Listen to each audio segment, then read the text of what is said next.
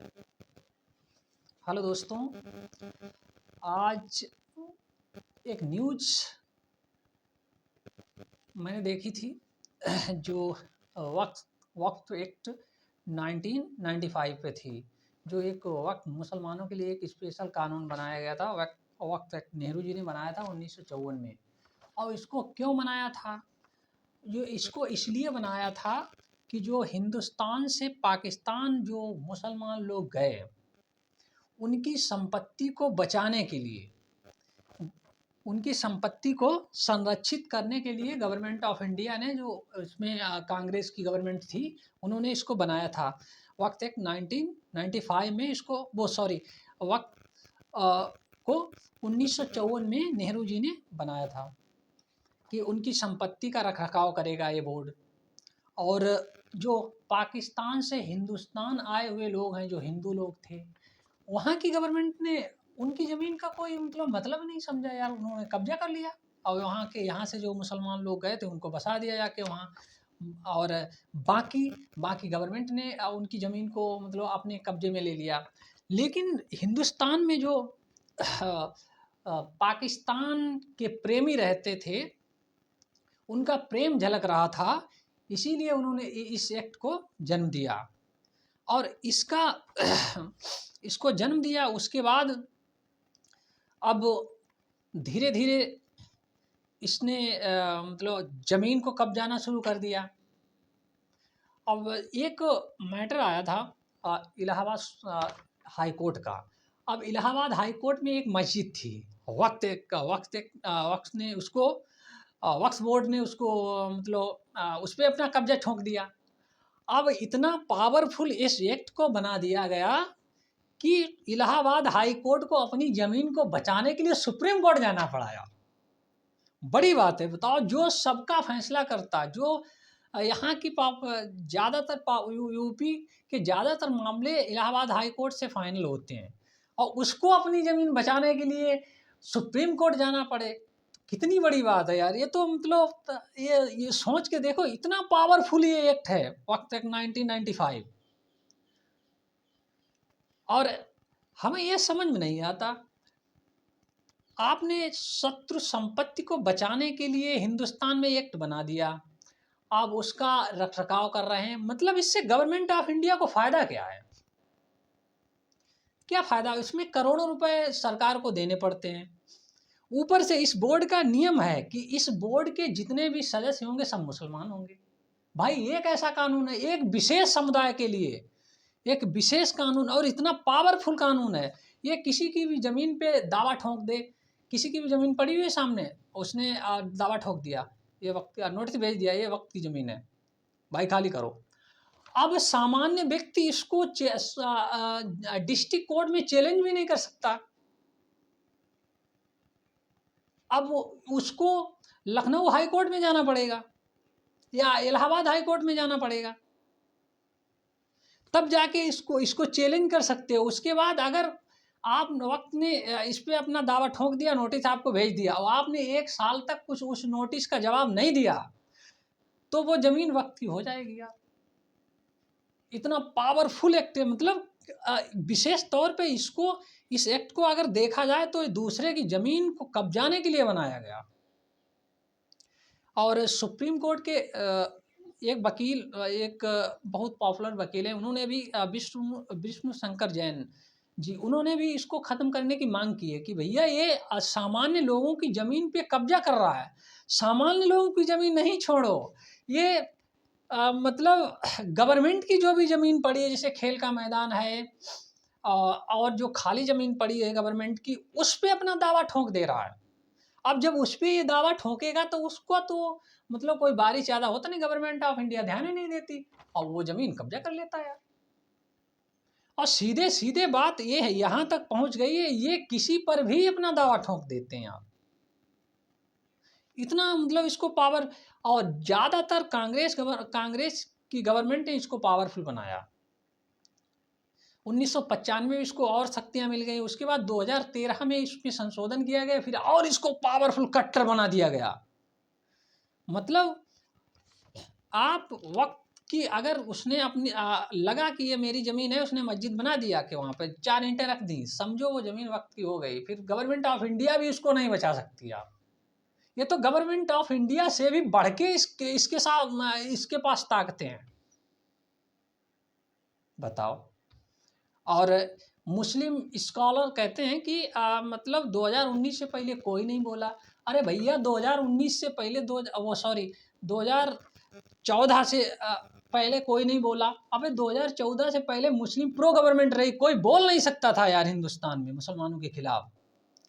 खिलाफ क्या, मुसलमानों के नाम पर कोई नहीं बोल सकता था, तो कैसे बोलता भाई साहब। अब मोदी गवर्नमेंट जब से आई है तब से लोगों में हौसला जगा कि यार ये हमारा हक मारने नहीं देंगे किसी को, तब लोग मतलब सामने आ रहे हैं।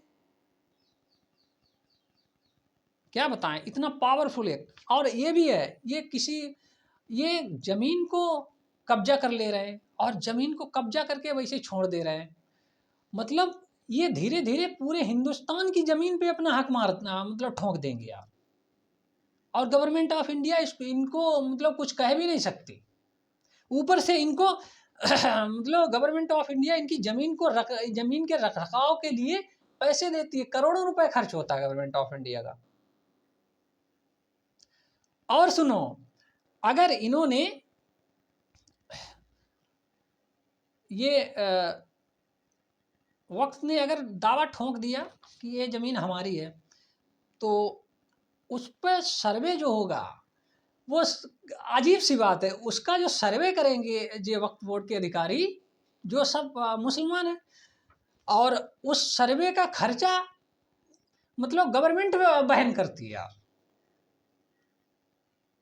और जो हमारे देश के हरनाथ सिंह यादव जी हैं राज्यसभा सांसद, उन्होंने इस जो वक्त एक्ट है 1995 इसको ख़त्म करने के लिए राज्यसभा में बिल पेश किया। उस पर भी हंगामा हो गया, विपक्ष ने हंगामा काट दिया। अब वहाँ पर इसको पेश करने के लिए वहाँ पर वोटिंग करानी पड़ी। बताइए, उस वोटिंग में 53 जो वोट थे वो इसको पक्ष में पड़े कि हाँ इस बिल को राज्यसभा में पेश किया जाए। 32 वोट इसके मतलब निगेटिव में पड़े, इसको पास नहीं करने देंगे। सीधी सी बात है। अब क्या हुआ,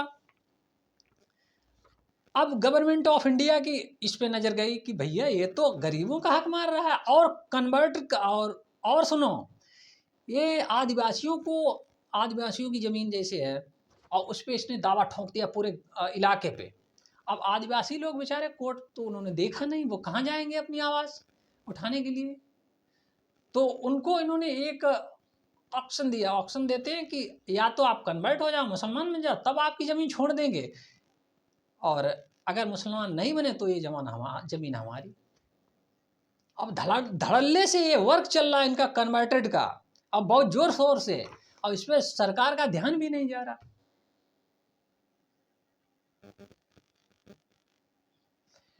अब हम धन्यवाद देना चाहते हैं पूरी देश की ओर से हरनाथ सिंह यादव जो राज्यसभा सांसद हैं, जिन्होंने इस बिल पर और इस काले कानून पर अपनी नज़र बनाई और इसको राज्यसभा में पेश किया, और गवर्नमेंट ऑफ इंडिया को कि इस बिल पर नज़र गई और इस कानून पर नज़र गई, अब इसका खात्मा निश्चित है। अब अगर इसको ख़त्म नहीं किया गया वक्त एक्ट को, तो ये आने वाले 20 या 50 साल में हिंदुस्तान के हमें लगता है 1/3 भूमि पर तो कब्जा कर ही लेंगे ये लोग। और अब आने वाले समय में अब बिल पेश हुआ राज्यसभा में, उसके बाद राज्यसभा में बिल पेश होके राष्ट्रपति जी के पास जाएगा, फिर वहाँ से जब राष्ट्रपति जी की अनुमति मिल जाएगी तो उपराष्ट्रपति जी के पास जाएगा, वहाँ से अनुमति मिलेगी, उसके बाद फिर ये लोकसभा में जाएगा, तो लोकसभा में तो पास ही हो जाएगा यार, सीधी सी बात है। मामला राज्यसभा में फंसता है, जहाँ पर विपक्ष कांग्रेस पार्टी जिसने इसे बनाया वो लोग बैठे हुए हैं यहाँ पे, वो हल्ला मचाए हुए, नहीं मतलब ये इस्लाम के खिलाफ है, ये इस्लाम के हक को मारने वाले। भैया वक्त बोर्ड के कर्मचारियों से पूछो, आपने इतनी कई लाख हेक्टेयर ज़मीन को कब्जा कर रखा है, आपने किसी एक गरीब मुसलमान को आपने इस ज़मीन का 1 बीघे, 2 बीघे, 4 बीघा कभी दिए कि उसके परिवार का पेट भर सके या उसका परिवार चल सके? कभी सोचा? नहीं दी, 1 बीघे तक नहीं दी। सारी की सारी मस्जिदें, ज़मीन को कब्ज़ा करो और मस्जिदें बना दो और छोड़ दो वैसे। अब क्या हुआ? अब ये राज्यसभा में बिल पेश हुआ। अब हैदराबाद के जो सांसद हैं मतलब और वो आ जाएंगे सामने ओवैसी, और चिल्लाने लगेंगे हाँ कोई इसमें मतलब वक्त एक्ट 1995 में कोई हाथ भी नहीं लगा सकता, और हाथ जो लगाएगा वो जल जाएगा, ये है वो है, वो धर्मवीर है। मतलब पूरे पूरे अल्पसंख्यकों का उन्होंने ठेका ले रखा है। अब वो चिल्लाएंगे, कश्मीर से महबूबा मुफ्ती चिल्लाएंगी हाँ ये वक्त कैसे ख़त्म हो सकता है, और ये मेरे हम लोगों का मतलब अधिकार है, और हम दूसरों की ज़मीन इससे कब्जा लेते हैं, और वो हम कैसे कब्जा कर पाएंगे, तो इसको ख़त्म करना सही नहीं है, और गवर्नमेंट से हम रिक्वेस्ट करते हैं इसको ख़त्म ना किया जाए। तो ये तो यार कुत्तों की तरह भौंकते रहते हैं, इनकी आदत है, इनको भौंकने दो। अब गवर्नमेंट का ध्यान जो है इस काले कानून पर गया है। अब जब ध्यान काले कानून पर गया है तो सीधी सी बात है, इसको ख़त्म करना ही गवर्नमेंट का भी मकसद होगा कि ये पूरे हिंदुस्तान के जो जनता है उनके पक्ष में, इसको ख़त्म करना ही उनके पक्ष में है, वरना ये आगे चल के तहलका मचा देंगे 50 साल बाद। और गवर्नमेंट इनकी जो भी ज़मीन है उसको अपने इस कानून को वक्त एक तो ख़त्म करें, और वो सारी ज़मीन अपने अंडर में ले ले, अंडर में लेके उस पर कॉलेज बनाओ, यूनिवर्सिटी बनाओ, और जो भी गवर्नमेंट ऑफ इंडिया के वर्क है वो उसमें किया जाए, उसमें छावनी बना दी जाए, आर्मी की छावनी बनाओ, और उसमें और तमाम चीज़ें, एयरपोर्ट बनाओ। अरे ऐसा बहुत से काम है जो सरकार के पक्ष में है और यहाँ की हिंदुस्तान की जनता के पक्ष में है। तो और जिनके पास ज़मीन नहीं उनको बांट दो, सीधी सी बात है। लेकिन इस वक्त एक के पास 1 इंच भी ज़मीन नहीं रहनी चाहिए, ये गवर्नमेंट का सीधा स्टैंड रहना चाहिए, सीधी सी बात है यार। कोई अगर ऐसा कानून जो एक स्पेशल समूह के लिए, एक स्पेशल धर्म को संरक्षित करता है और उसको इतनी पावर देता है कि दूसरे को ठेस पहुंचा ले, दूसरे की ज़मीन कब्जा कर ले, दूसरे की प्रॉपर्टी कब्जा कर ले, तो उसको हिंदुस्तान में कैसे यार मतलब रखा जा सकता है? तो उसको ख़त्म करना ही सारे जनता के पक्ष में है, हिंदुस्तान के पक्ष में है। 57 मुस्लिम देश हैं, किसी भी देश में ऐसा कानून नहीं है, बट हिंदुस्तान में है। वो कांग्रेस की गलती की वजह से, वरना नहीं होता ये। जब इसको 1994 में अगर बनाया ना होता तो ये हम लोगों को ये दिन देखना नहीं पड़ता आज तक। लेकिन क्या करें, और कांग्रेस अब भी इस पे सवाल उठाएगी। अभी ये राज्यसभा में पेश हुआ, अभी इसमें अड़ंगा लगाएगा, तो अभी मतलब राहुल गांधी जी इसमें मतलब उसको बचाने की भरपूर कोशिश करेंगे, इस काले कानून को बचाने के लिए। क्योंकि इसको शुरू से लेकर नेहरू जी ने बनाया, उसके बाद राजीव गांधी ने इसमें संशोधन कर और मजबूत किया, उसके बाद मनमोहन सिंह जी आए। वो तो मनमोहन सिंह जी की बात ही ना करो यार, वो तो मतलब सोनिया जी के अंडर में काम करते थे। अब अगर सोनिया जी बोलती ये 4+4 कितना होता है, कि भैया 4+4 अगर देखा जाए तो 8 होता है, नहीं, सोनिया जी कहती नहीं 8 नहीं 16 होता है, तब मनमोहन सिंह जी ये भी बोलेंगे नहीं वो 16 ही होता है भाई। अगर मैडम जी कह रही तो होगा 16, इटली की महारानी है ना वो इटालियन इनको अम्मा बोलते हैं पूरी तरह से। तो ये तो मनमोहन सिंह की बात ही ना करो, वो तो पीएम नाम के रहे, उनके हाथ में कुछ नहीं रहा, वो अपने मन से वो किसी तरफ देख भी नहीं सकते थे, ऐसे अगर देख लिया तो सोनिया जी का चांटा लग गया है, सीधे लो, अब वो बुद्धू बने बैठे हैं। इसे क्या है यार, पीएम की ये औकात, जो हिंदुस्तान का मालिक, इससे बेहतर है यार नौकरी कर लो यार चपरासी की, सीधी सी बात है। मगर पीएम ना बनो, अगर पीएम बनो तो माननीय नरेंद्र मोदी जी की तरह बनो, पूरे विश्व में डंका बजा दिया हिंदुस्तान का, जहां जाते हैं तहां तहलका मच जाता है। ऐसा पीएम होना चाहिए यार, जिसको बच्चा बच्चा पहचाने, जिनको पूरी तरह से। और पीएम का नाम, माननीय नरेंद्र मोदी जी का नाम लेके दिल को सुकून मिला यार, ऐसा भी पीएम आया है हमारे देश में, जो जिसने हिंदुस्तान को बुलंदियों पर पहुंचा दिया। अब विश्व में ऐसा कौन सा देश है जो हिंदुस्तान की रिस्पेक्ट ना करता हो?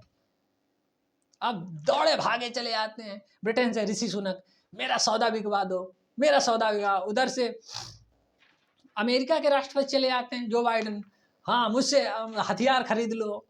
कहीं मतलब इटली के चांसलर चले जाते हैं। भाई अब हर आदमी मतलब हिंदुस्तान को पकड़ना चाहता है, हर देश पकड़ना चाहता है, क्योंकि इतनी बड़ी मार्केट है और हिंदुस्तान के पीएम की बात सारी दुनिया मानती है। इस वजह से सारे देश हिंदुस्तान की तरफ सभी ने रुख किया। खाली एक गंवार देश को छोड़कर, एक भिखमंगे मुल्क को छोड़ दो, वो पड़ोसी पाकिस्तान, उसकी तो कोई बात ही ना करो यार, भिखमंगों की बात नहीं करते। हटा साहब, बात ये है। तो कहीं न कहीं जो हरनाथ सिंह यादव जी ने जो पहल की है, तो हम लोग चाहेंगे जल्द से जल्द ये राज्यसभा में पास हो, उसके बाद लोकसभा में पास हो और ये कानून पूरी तरह से ख़त्म हो जाए। ये हम लोगों का मानना है, पूरे देश का मानना है, हम लोगों का सभी का मानना है। ये ख़त्म होना ही सारे देश के हित में है। तो मैं यहीं पे अपनी बात ख़त्म करता हूँ। दोस्तों, इस बात पे गौर कीजिएगा और अगर हमारी जानकारी आप लोगों को अच्छी लगे तो चैनल को सब्सक्राइब एंड उसको लाइक और सब्सक्राइब ज़रूर करना। धन्यवाद।